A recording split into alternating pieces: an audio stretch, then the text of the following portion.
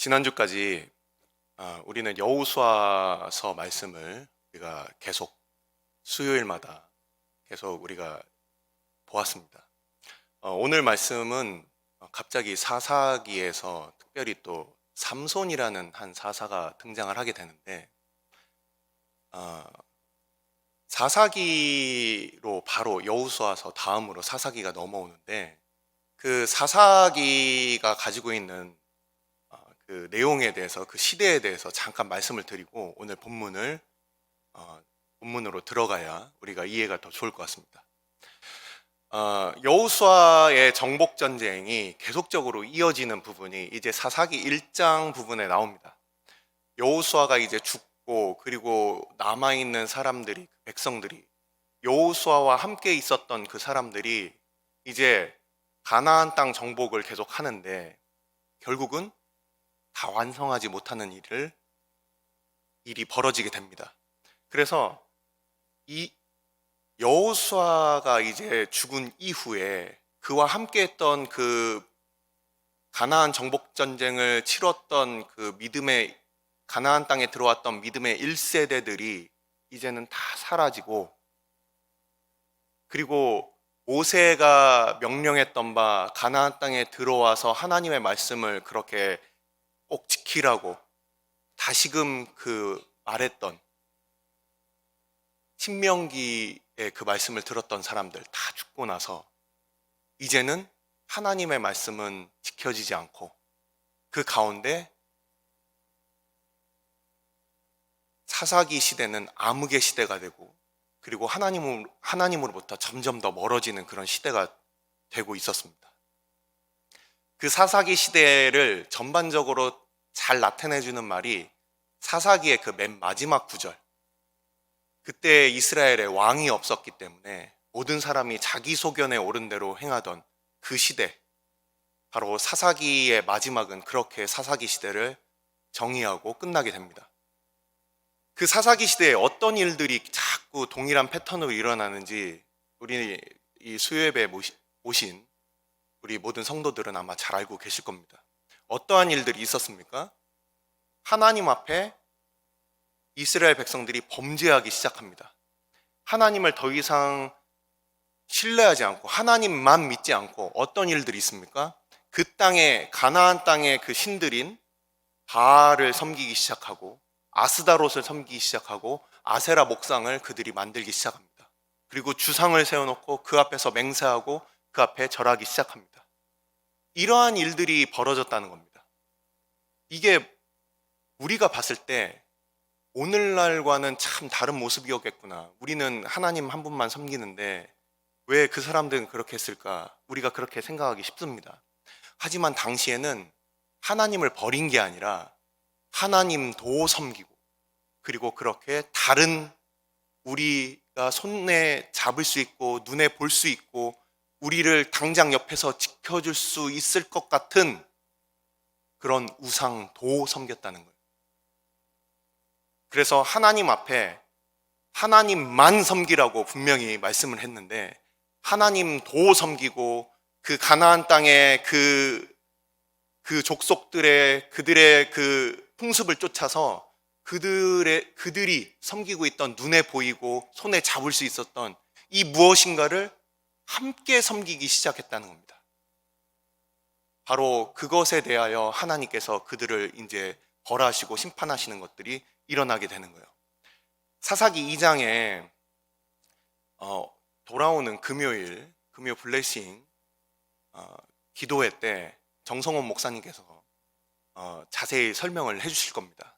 사사기 2장을 보면은 하나님께서 왜 그 땅이 다 정복되지 못하도록 그 남은 족속들을 남겨놓으셨느냐, 그들을 시험하사 그들이 온전히 하나님을 쫓느냐, 아니면 하나님 조금 쫓고 또는 그 이 세상의 방법을 또 그렇게 받아들여서 그 두 마음을 품고서 그렇게 가는 것을 내가 보려고 그들을 남겨놓는다. 그래서 사사기는 불행하게도 하나님 앞에 범죄하며, 그래서 하나님께서 그들을 그 이방의 족속들에게, 그 주변에 있던 족속들에게 그들을 손에 붙이심으로 인해서 이스라엘 백성들이 계속해서 고난을 받고 그들에게 압제를 받고 그렇게 고난을 당하는 그런 패턴이 이어집니다. 하나님 앞에 범죄함, 그리고 그들을 그 이방 족속들에게 하나님께서 넘겨주시고, 그러고서 이스라엘 백성들을 어떻게 합니까? 하나님 앞에 하나님 잘못했습니다. 우리를 구해 주십시오. 이렇게 기도하게 됩니다. 그때 하나님께서 하나님의 구원을 베푸시는데, 기드온이나 입다나 아니면은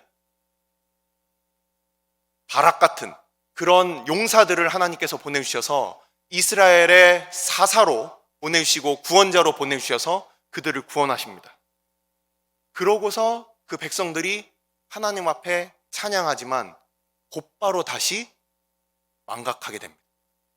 그러한 패턴이 계속 이어지는데 300년 동안 여호수아가 가나안으로 이스라엘 백성들을 이끌고 들어와서, 그리고 이제 사울 왕이 세워지기까지 약 340년 동안을 계속 그 패턴이 반복되게 되는, 이게 바로 사사기에 나와 있는 바로 범죄함, 하나님께서 그들을 심판 가운데 두심, 그리고 그들이 회개함, 다시금 하나님께서 구원하심, 그들이 또 망각함, 이것이 계속 역사가 반복되는 것들이 일어나게 되는 겁니다.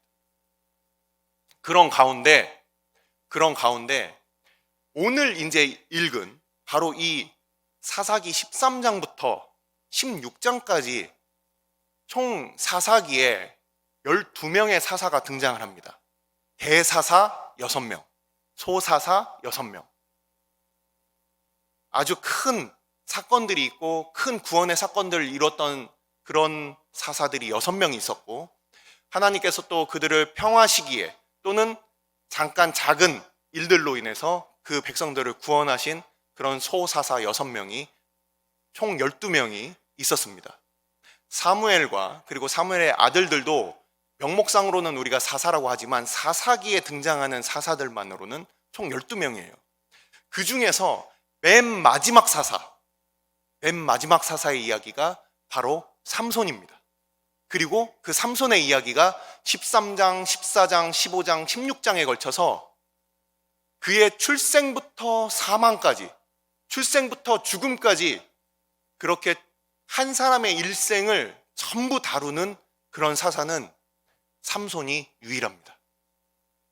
삼손을 통해서 하나님께서는 이스라엘 백성들에게 무엇을 나타내고자 하셨을까? 그것을 우리가 이제부터 하나하나 차근차근 살펴보려고 하는 것입니다. 사사기 13장은 1절에 우리가 그 원어 성경을 봐도 하나의 패러그래프로 딱 한 구절이 시작을 하게 됩니다. 우리 1절 한번 보겠습니다. 이스라엘 자손이 다시 여호와의 목전에 악을 행하였으므로 여호와께서 그들을 40년 동안 블레셋 사람의 손에 넘겨주시니라. 자, 40년이라는 그 기간은 우리 성경에서 하나님께서 이스라엘 백성들을 심판하셨던 40년은 어떤 40년이 있었죠? 가데스 바네아에서 하나님을 온전히 의뢰하지 못함으로 인해서 그 백성들이 40년 동안 광야에서 헤매던 사건이 있었습니다. 아주 긴 시간이에요. 이 긴 시간 동안에, 이 40년 동안을 하나님께서 블레셋이라는 사람들, 그 족속에게 이스라엘 백성들을 그들의 손에 붙이게 됐는데, 우리가 잘 알고 있는 이 40년이 언제까지냐 했을 때 사무엘상 한번 찾아보겠습니다.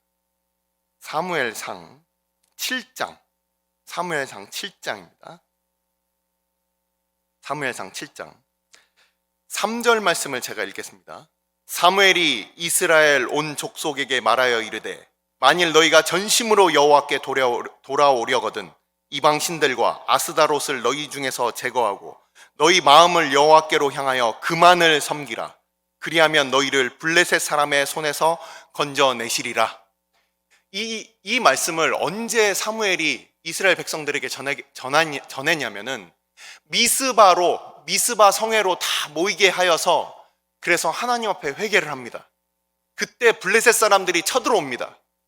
그때 하나님께서 그 블레셋 사람들을 우왕좌왕하게 만드셔서 결국 이스라엘이 블레셋 사람들을 쫓아내서 그들을 이제 완전히 쫓아내게 되는 그 사건이 일어나게 됩니다. 그 이후에는 블레셋 사람들이 이스라엘 백성들 완전히 예전처럼 그렇게 다스리지 못하고 산발적으로 이제 다윗과 골리앗의 사건이라든지 이런 것들을 통해서 산발적으로 쳐들어오는 것은 있었지만 결국 이 40년이 종결되는 것은 사무엘 선지자 때 종결이 됩니다. 그래서 사무엘 선지자 때 이 에베네셀 사건을 통해서 하나님께서 블레셋 족속들을 다 몰아내는 사건들이 이루어지게 되는 거예요. 그래서 40년 동안이라는 이 1절의 말씀은 이 삼손이 태어날 때 그 시절부터 시작해서 그래서 사무엘 사사가 그 블레셋 백성들 다 몰아내는 이 40년 동안을 얘기를 하는 것입니다. 그래서 이 40년 동안에 바로 이 삼손이라는 이스라엘의 마지막 사사가 등장을 하고 그리고 사무엘이 등장하고 그 이후에 이제 사울과 다윗 왕으로 이어지는 이스라엘의 왕권이 이제 확립되게 되는 것이죠. 자, 이러한 큰 틀 가운데 오늘의 본문이 들어가 있는데, 자, 우선 우리가 잘 알고 있는 이 제목, 나실인 삼손이라는, 우리가 알고 있는 이 삼손이라는 사람 한번 먼저 생각을 해보고 말씀을 보도록 하겠습니다. 자, 삼손이라는 사람은 굉장히 유명합니다. 믿지 않는 사람들에게까지도 굉장히 유명한 사사예요. 여러분들 삼손 하면은 어떤 모습이 생각이 납니까? 여러분들 중에서 그래도 어렸을 때 주일학교 때부터 내가 그래도 삼손에 대해서 삼손 좀 뭔가 삼손 얘기 들었을 때 가슴이 콩닥콩닥 뛰셨던 분들 이 중에 앉아 계시죠? 저도 이 삼손에 대해서 굉장히 너무나도 흥미있게 이 삼손 이야기를 들었고, 심지어 믿지 않는 사람들도 어떻습니까? 우리 예전에 저는 이제 그렇게 얘기를 들었었는데, 축구 선수들 중에서 머리카락이 좀 길고 막 그러고 열심히 막 뛰어다니면 삼손이에요 막 이렇게 머리가 길고, 옛날에 뭐 김병지 골키퍼 막 머리 길게 이렇게 하면은 머리 긴 사람 대표적으로 삼손 이렇게 얘기를 했어요. 삼손이라는 사람이 또 많은 사람들이 또 어떤 사람으로 기억을 합니까? 힘이 셌죠, 그렇죠? 아주 용사였어요. 그래서 이 삼손에 대해서는 아주 특별한 특징이, 우리가 알고 있는 특징이 머리가 길다, 힘이 아주 장사였다. 우리 이제 14장 그리고 15장 16장까지 이어지는 이 사건들을 보면 어린 사자라고 되어 있는 것이 바로 젊은 사자인데, 사자 중에서 제일 힘이 왕성할 때가 바로 그 어린 사자, 젊은 사자입니다. 유다에 대해서 그를 어린 사자, 젊은 사자라고 얘기하는 것은 힘이 가장 왕성할 때의 그 사자의 모습을 나타내는 거예요. 삼손이 딥나로 내려가서 그가 흠모했던 여인과 이제 결혼하기 위해서 그가 딥나에 있는 포도원에 갔을 때 사자를 만나게 됩니다. 그 사자를 어떻게 했죠? 삼손이 그냥 입을, 사자가 가장 공격하는 것, 물어뜯어서 숨통을 끊게 하는 것이 그 입인데, 그것을 맨손으로 그냥 찢어서 사자를 잡는 그런 괴력과, 그 이후에 이제 우리가 나중에 또 나오겠지만 나귀 턱뼈를 가지고서 1000명을 때려잡는 삼갈이라는 사사가 사사기 3장에 등장을 하는데, 거기서 소모는 막대기를 가지고서 블레셋 사람 600명을 때려잡은 사건이 있었습니다. 근데 삼손은 나귀 턱뼈 가지고서 1000명을 때려잡고, 그리고 또 마지막에 그 다곤 신전을 이제 무너뜨리게 됩니다. 그러면서 3000명을 죽이는, 하나의 건물을 기둥을 잡고 넘어뜨려 가지고서 그래가지고 무너뜨리는 그런 괴력을 가진 사람으로서 우리가 알고 있어요. 하지만 이 삼손이라는 사사가 어떤 분들에겐 굉장히 불편한 사사입니다.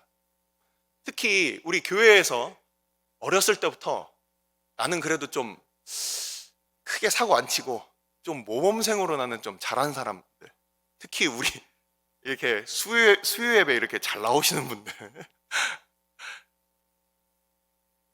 좀 이렇게 모범생 스타일로 신앙생활을 했던 사람들은 이 삼손은 내가 인정하고 싶지 않은 사사 중에 하나예요. 이 많은 그런 사사들이 있었어요.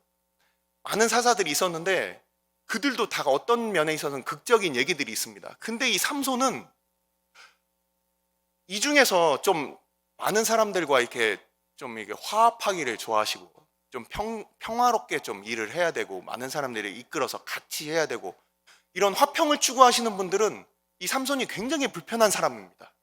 왜냐하면 이 삼손이 가는 곳마다 오늘 말로 트러블 메이커예요. 만나는 사람마다 싸웁니다.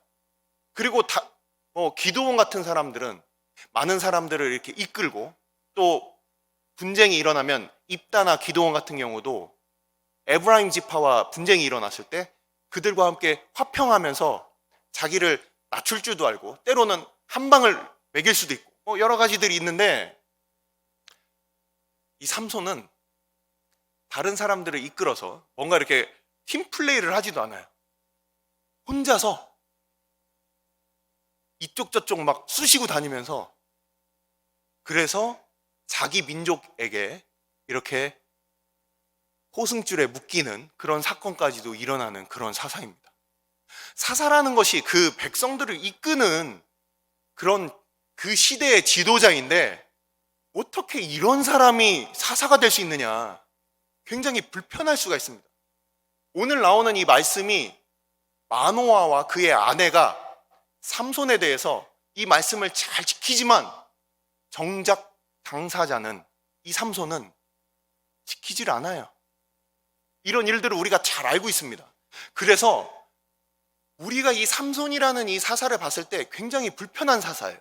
특히 그래도 시키는 대로 잘하고 뭔가 모범적으로 이렇게 하나님 말씀이 내게 임하면 그래도 이렇게 잘 해봐야지, 이렇게 마음 갖는 사람들은 이 삼손이라는 사사가 여간 불편한 게 아니에요. 그래서 이 삼손이라는 이 사사를 이 사람은 그냥 잠깐 뭔가 이렇게 풍운하처럼 뭔가 잠깐 그냥 그의 그냥 재능이 잠깐 사용되고 그냥 그렇게 된 사람으로 이렇게 생각하고도 싶지만 우리 한번 찾아보겠습니다. 히브리서 11장 32절 말씀입니다. 성경책을 가져오신 분들은 한번 찾아보겠습니다. 우리가 이미 알고 있는 본문이지만 다시 한번 확인해 보겠습니다. 이렇게 마음이 불편한 우리들에게 성경에서 뭐라고 얘기하고 있느냐? 히브리서 11장 32절입니다. 내가 무슨 말을 더 하리요? 기드온, 바락, 삼손, 입다, 다윗 및 사무엘과 선지자들의 일을 말하려면 내게 시간이 부족하리로다. 히브리서 11장에 있는 믿음의 사람들의 그 반열 가운데 삼손의 이름이 이렇게 분명하게 명시가 되어 있습니다. 뿐만 아니라 우리가 알고 있는 유명한 사사들 기드온, 바락, 아말렉에서부터 그리고 미디안 족속으로부터 그 민족을 구원했던 그 사사들, 그리고 암몬 족속으로부터 구원했던 입다와 같은 사람들, 그리고 사무엘과 다윗, 우리가 말할 필요도 없는 그 유명한 그런 믿음의 사람들과 지금 동일한 그 선상 가운데 32절에 그 이름이 올라와 있다는 거예요. 도대체 한편으로 좀 심하게 얘기하면 이 망나니 같은 이 인간이 도대체 어떻게 사사의 반열 가운데 이렇게 서 있을 수 있을까? 우리가 좀 이해할 수 없는 그런 사사가 오늘 이제 태어나기 시작합니다. 오늘 태어난 이 사사는 이제 앞으로 14장, 15장, 16장에 걸쳐서 우리가 좀 이해할 수 없는 그런 기이한 행적들을 앞으로 계속 하게 될 것인데, 우리가 여러 가지 일들을 알고 있지 않습니까? 갑자기 자기 결혼식장에서 퀴즈를 내고 상품을 걸고 이런 일들을 하고, 또 어떤 일을 합니까? 또 그가 화가 나서 나중에 여우를 잡아가지고 300마리를 잡아가지고 막 불을 지르고, 오늘날 보면은 당장 구속감이죠. 이상한 일들을 막 합니다. 막 그냥 사람들 가서 때려잡아서 30명 죽여가지고 노략질 해오고, 이런 일들을 앞으로 이제 자행하게 돼요. 사사라는 사람이. 그런 사람이 도대체 하나님께서 그런 사람을 통해서 도대체 무슨 말씀을 하시려고 그 일들이 일어났을까? 오늘 그 출생을 한번 우리가 보도록 하겠습니다. 자, 오늘 본문은 아까 방금 말씀드렸듯이 그 1절로부터 시작을 해요. 40년 동안 그렇게 블레셋 사람들 앞에 그 이스라엘이 이제 고생을 하게 되는데, 블레셋 족속에 대해서 잠깐만 말씀을 드리겠습니다. 블레셋 족속은 갑돌이라는 그 섬과 해양 민족이에요. 갑돌이라는 곳이 바로 오늘날의 크레타 섬인데, 이게 그레데 섬이라고도 하고 크레타 섬이라고도 하는 그 지중해에 있는 한 섬입니다. 그리스 바로 아래쪽에 있는 크레타 섬이에요. 거기를 성경에서는 갑돌이라고 얘기를 하는데, 이 갑돌에 있던 사람들이, 해양 민족이 이제 이 지중해 끝으로 와서, 동쪽 끝으로 와가지고서 이스라엘 해변의 해안가에 이제 정착을 한 민족입니다. 이 민족은 후기 청동기 시대에 와서 자리를 잡고, 이들은 청동기 시대보다 앞선 첨단 문명을 가지고 있어요. 그것은 무엇일까요? 철기 문명을 가지고 있었어요. 그래서 우리가 사무엘상에 보면은 사무엘상 6장인가요? 우리가 보면은 뭐라고 되어 있습니까? 거기에 당시에 이스라엘에 철공이 없었다고 그랬습니다. 이스라엘 백성들은 철을 다룰 줄을 몰라요. 그래서 사울과 요나단에게만 칼이 있었을 뿐 다른 사람들은 다 청동기를 가지고 사용했다는 거예요. 이스라엘 백성들이 철기 문화를 가지고서 그들이 좋은 무기를 개발할까봐 블레셋 사람들은 그 첨단 기술을 유출하지 않고, 자기들이 그 철기 문화를 가지고서 철제로 만든 무기를 가지고서 당시에 이스라엘과 그 안쪽에 있었던 그 족속들을 다 점령하고 그들이 아주 강력하게 있었습니다. 그래서 심지어 나중에 그들이 바벨론에게 멸망하기까지 애굽 왕에게까지도 그들은 대항하면서 그렇게 머물렀던 그런 아주 어마무시한 그런 종족입니다. 그들은 5개 성읍에 5개 방백이 같이 연합된 방식으로 그들이 국가를 이루고 있었는데, 우리 여호수아서 13장을 한번 제가 찾아서 읽어보도록 하겠습니다. 여호수아서 13장을 한번 보겠습니다. 3절입니다. 곧 애굽 앞 시올 시내에서부터 가나안 사람에게 속한 북쪽 에그론 경계까지와 블레셋 사람의 5 통치자들의 땅, 곧 가사 족속과 아스돗 족속과 아스글론 족속과 가드 족속과 에그론 족속과, 이렇게 5 종족을 이야기를 합니다. 이 5 도시가 가사, 아스돗, 아스글론, 가드, 에그론, 이렇게 5 도시의 블레셋 백성들이 같이 똘똘 뭉쳐서 연합체로 그들이 자신들의 그 지중해 해안가의 세력을 그들이 철저하게 아주 강력하게 구축하고 있었던 것이죠. 그 백성들이 아까 말씀드렸듯이 이제 바벨론에게 완전히 멸망해서, 지금 여러분들 세계 정세에 대해서 좀 관심이 있으신 분들은 아실 겁니다. 가사라고 제가 아까 말씀드렸어요. 이제 삼손이 그 가사 땅에 가서, 그 가사 땅이 블레셋 족속의 심장부인데 거기에 가서 성문을 떼가지고서 돌아오는 장면이 이제 나옵니다. 그 가사라는 지역이 바로 오늘날 여러분들 팔레스틴 지역이라고 들어보셨죠? 그리고 거기에 무슨 지구라고 들어보셨습니까? 가자 지구. 팔레스타인 가자 지구에서 뭐 오늘도 뭐 소요가 있었네 뭐 이런 얘기들 들어보셨죠? 바로 그 지역이 바로 이 가사 지역입니다. 그래서 오늘날까지도 하나님께서 그들을 남겨두신, 어쩌면 사사기 2장과 일맥상통하는 그런 것들을 우리가 생각해 볼 수가 있어요. 자, 이러한 블레셋 사람들이 이렇게 지배하는 이런 가운데, 자, 지금까지 아까 말씀드렸듯이 사사기에는 패턴들이 계속 이어진다고 했습니다. 하나님 앞에 범죄하고 하나님께서 그들을 심판에 놔두시고 그들이 회개하고 하나님께서 사사를 보내주셔서 다시 구원하셨는데 망각하고, 근데 이 마지막 12번째 사사 때는 이스라엘 백성들이 구하지도 않아요. 바로 전에 입다의 사건까지 하나님 앞에 구하니까 하나님께서 이들 그냥 내버려 둬야겠다 했는데, 하나님 앞에 이들이 하나님 용서해 주세요 그러니까 여호와의 마음이 심히 괴롭고 곤란했다라고 그렇게 돼 있어요. 그래서 다시금 입다를 보내셔서 이스라엘 백성들을 구원하시는데, 이 마지막 사사 삼손에게 있어서는 블레셋 사람들이 그렇게 이스라엘 백성들을 통치하고 있는데 그들의 주권이 블레셋에게 넘어갔는데, 이스라엘 백성들은 이제는 점점 희미해진 그 신앙 가운데 이제는 하나님 앞에 구하지도 않아요. 그냥 넋놓고 있는 거예요. 바로 그러한 시대의 상황 가운데 오늘 사건이 일어나는 겁니다. 오늘 사건은 어떤 사건입니까? 우리가 읽었듯이 마노아라는 사람이 있어요. 마노아라는 사람이 소라 지역에 살았습니다. 이 소라 지역은 바로 블레셋과 바로 마주대하고 있는 그 14장에 나오는 딥나라는 지역까지 불과 1시간 반 거리입니다. 그냥 걸어서 얼마든지 왔다 갔다 하는 바로 옆 동네예요. 그래서 이스라엘의 최전방이고, 그리고 블레셋과 마주하고 있는 바로 그 땅입니다. 그 땅에 마노아라는 사람이 있었는데, 그 마노아라는 사람에게 그 아내가 있었어요.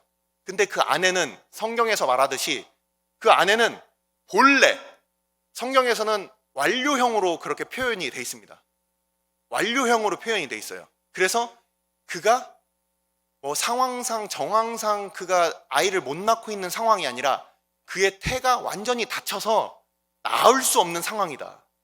자, 이렇게 낳을 수 없는 상황 가운데 하나님 앞에 수태고지를 받고 그리고 아이를 낳은 사람들이 있습니다. 누가 있었습니까?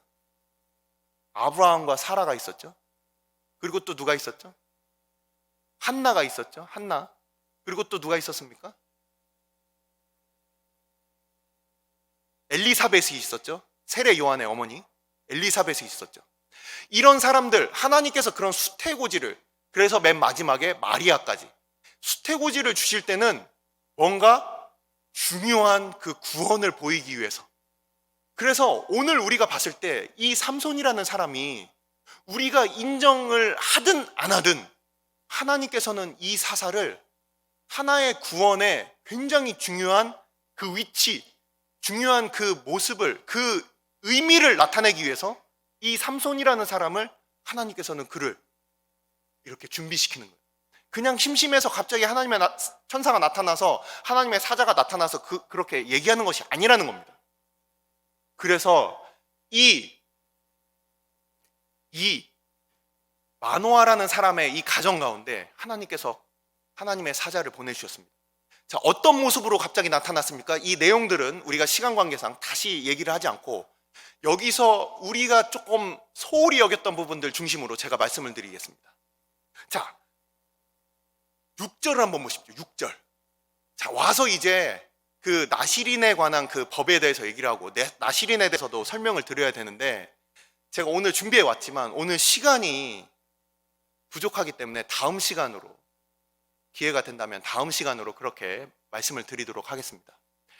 나실인에 대해서는 그래도 여러분들이 미리 민수기 6장을 보시면 나실인에 대한 하나님의 그 법이 그렇게 잘 적혀져 있습니다. 그래서 여러분들이 그것을 보시면서 다음에 또 제가 설명을 할 수 있는 기회가 있다면 그렇게 설명을 들으시면 되고, 오늘 보시면 이 6장을 보십시오.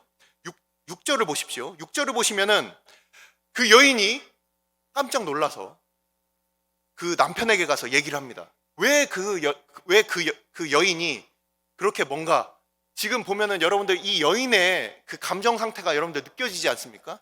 뭔가 좀 호들갑스럽고 조금 놀란 그런 느낌이에요. 왜 그랬냐? 6절 보십시오. 그 여인이 가서 그의 남편에게 말하여 이르되 하나님의 사람이 내게 오셨는데, 왜 그녀는 하나님의 사람이라고 이렇게 생각을 했을까요? 그의 모습이 하나님의 사자의 용모 같아서 심히 두려움으로 어디서부터 왔는지를 내가 묻지 못하였고 그도 자기 이름을 내게 이르지 아니하였으며. 자, 오늘 1장에 등장한 이 마노아의 아내에게 등장하고 이 이후에 다시 나타나서 마노아와 그의 아내에게 등장했던 이분은 누구였을까? 오늘 1장에 있어서 가장 중요한 핵심은 바로 이것을 우리가 아는 것입니다.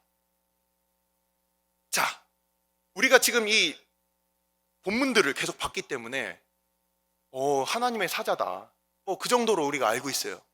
근데 여러분들 중에서 눈썰미가 있으신 분들은 아실 겁니다. 이분이 누구라고 생각하십니까? 당신의 이름이 뭡니까? 당신의 이 예언이 나중에 성취되면 우리가 당신의 그 이름을 기억하고 기념하겠습니다. 마노아가 이렇게 물어보니까 뭐라고 대답합니까? 뭐라고 대답하죠?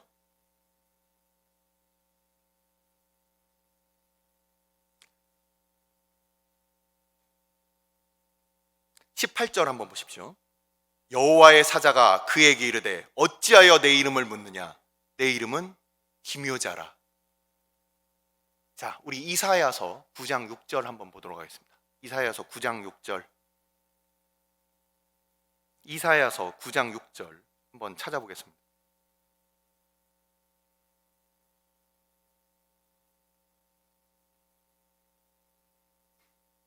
이사야서 9장 6절입니다. 다 찾으셨으면 우리 한 목소리로 같이 읽겠습니다. 시작. 이는 한 아기가 우리에게 낳고 한 아들을 우리에게 주신 바 되었는데 그의 어깨에는 정사를 메었고 그의 이름은 기묘자라, 모사라, 전능하신 하나님이라, 영존하시는 아버지라, 평강의 왕이라 할 것임이라.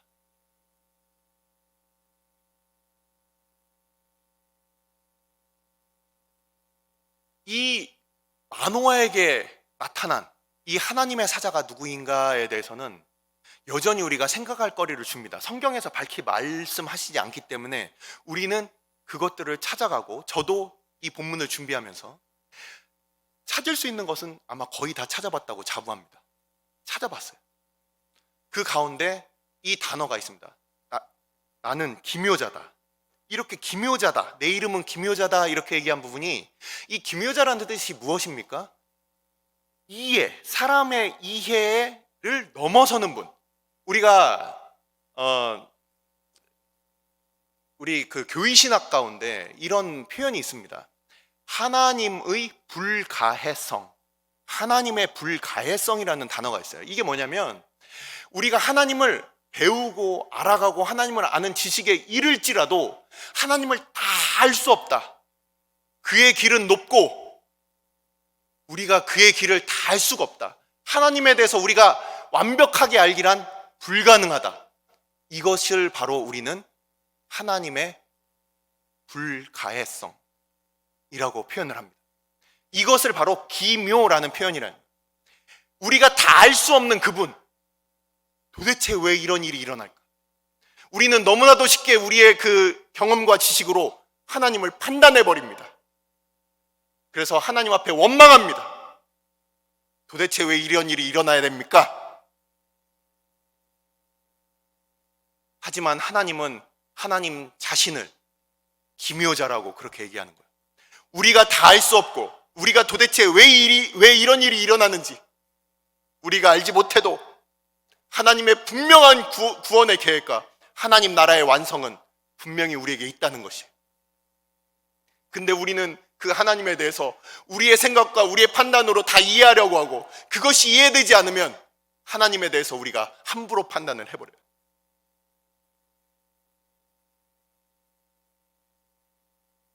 바로 그러한 시절 가운데 우리 주님께서 오신 겁니다. 하나님에 대해서, 하나님이 우리를 과연 보호해 줄까? 다 보호 못할 것 같은데? 그러면 우리 바알도 섬겨야지. 그럼 우리도 아스다롯도 섬겨야지. 이 땅의 백성들은 저렇게 풍요하게 사는 것 같은데, 저렇게 발달된 문명을 가지고 사는 것 같은데, 우리는 그냥 하나님 앞에 그냥 하나님만 따른다는 게 이게 말이 돼? 그러면서 우상을 하나씩, 둘씩, 셋씩 만들어 나가는 그런 시절 가운데 결코 이해할 수 없는 그 이름을 가지신 우리 주님께서 오신 거예요. 그래서 그 마노아의 가정 가운데 오셨습니다. 그러고서 구원을 얘기하고 계시는 거예요. 심지어 사람들이 이제 더 이상 구원을 바라지도 않고 외칠 수도 없는 그런 시대 가운데 하나님께서 몸소 이 땅 가운데 오셔서 그 구원을 약속하고 계시는 거예요. 그래서 이제 태어날 아이를 어떻게 기를 것인가, 마노아가 하나님 앞에 겸손하게 그렇게 구하고 있습니다. 그리고 그 하나님의 사자가 얘기한 것이 무엇이었습니까? 하지 마라, 하지 마라, 하지 마라부터 얘기를 하고 있어요. 뭔가 해봐라 이게 아니라 하지 마라. 나시린이라는 이름은 우리가 다음에 생각해 보겠지만 구별된 자라는 뜻이에요. 나찌르라는 뜻입니다. 나찌르라는 그 단어입니다. 그것은 구별됐다라는 뜻이에요. 구별됐다라는 것이 무엇입니까? 거룩하다라는 것입니다. 거룩하다라는 것은 바로 죄와 상관없이 분리되었다라는 것이에요.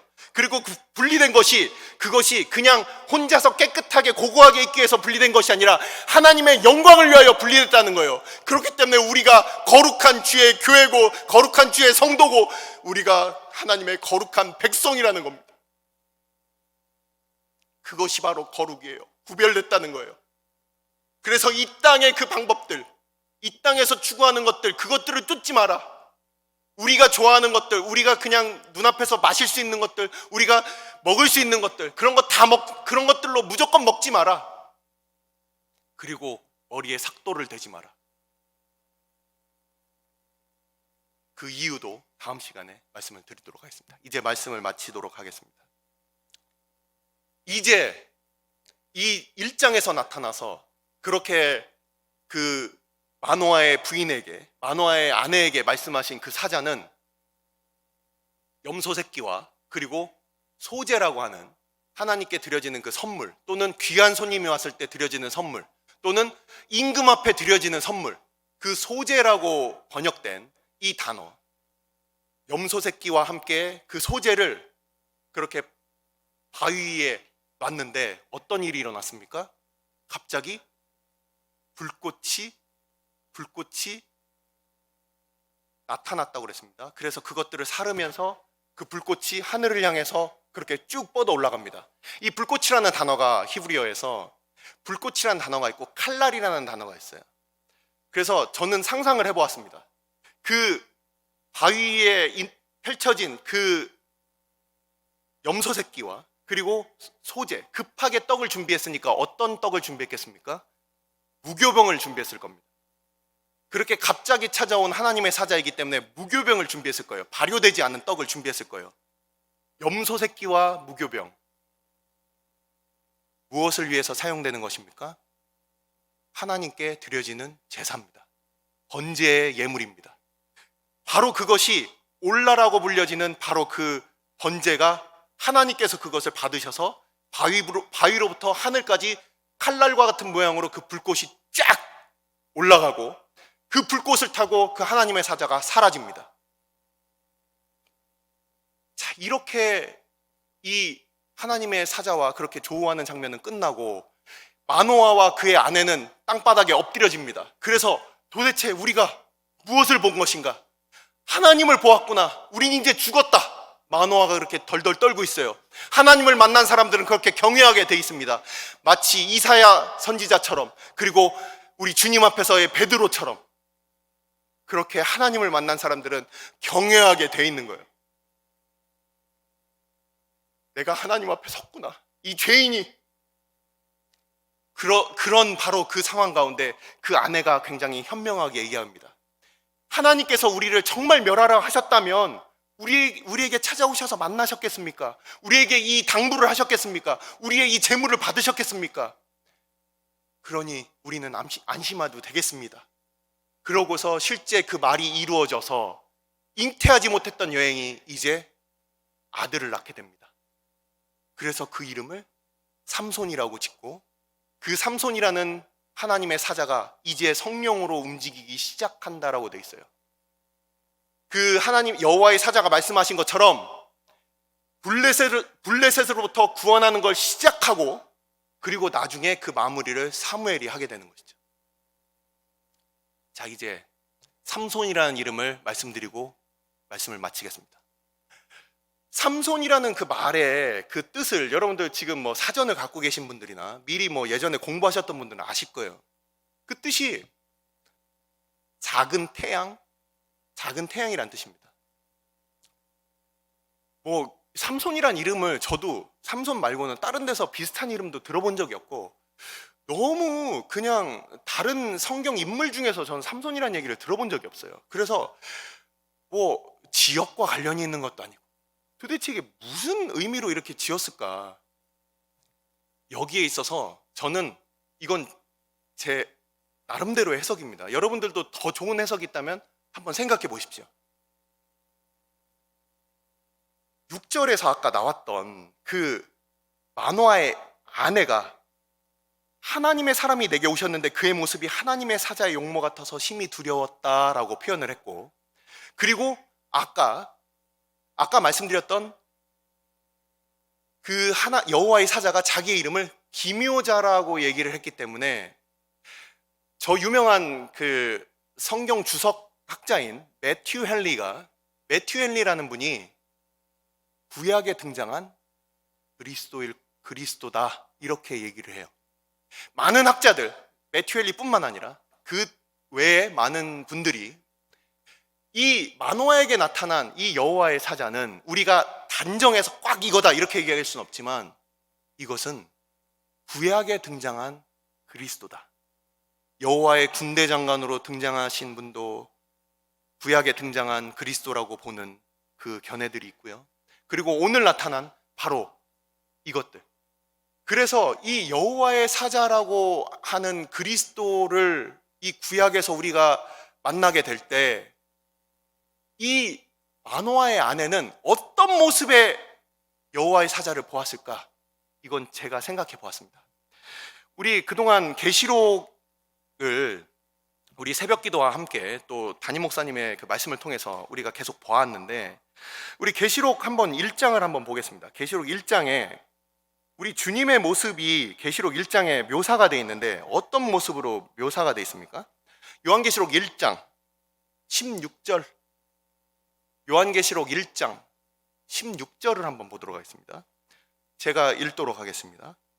그의 오른손에 7별이 있고 그의 입에서 좌우에 날선검이 나오고 그 얼굴은 해가 힘있게 비치는 것 같더라.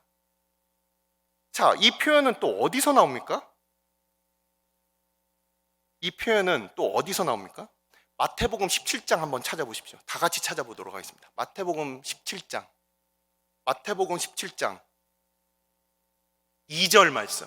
마태복음 17장 2절 말씀입니다.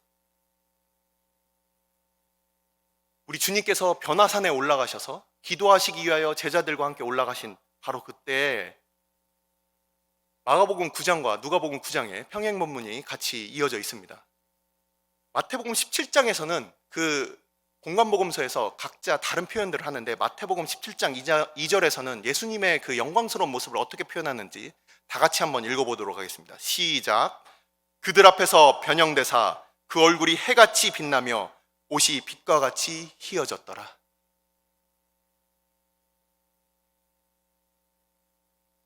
주님께서 마노아의 아내에게 나타나셨을 때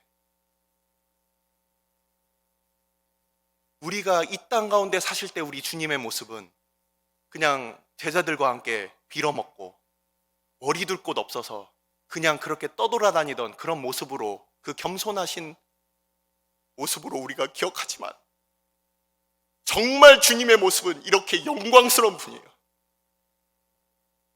정말 영원히 영광스러운 그분이 이 땅에 잠시 머무실 때 우리와 같이 되신 것입니다. 그 계시록에 고난받고 있던 교회 가운데 주님께서는 그렇기 때문에 영광스러운 당신의 모습을 보이시면서 영광스러운 주의 몸된 교회로서 그들 가운데 독려하시고 격려하시고 위로하시는 거예요.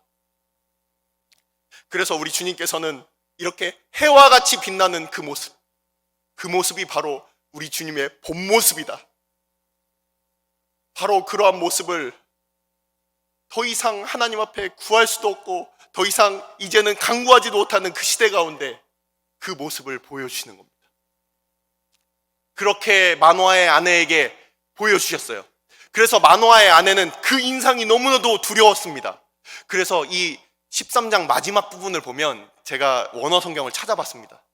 뭐라고 돼 있냐면 그가 아이를 낳았고 그리고 그녀가 이름을 붙였어요.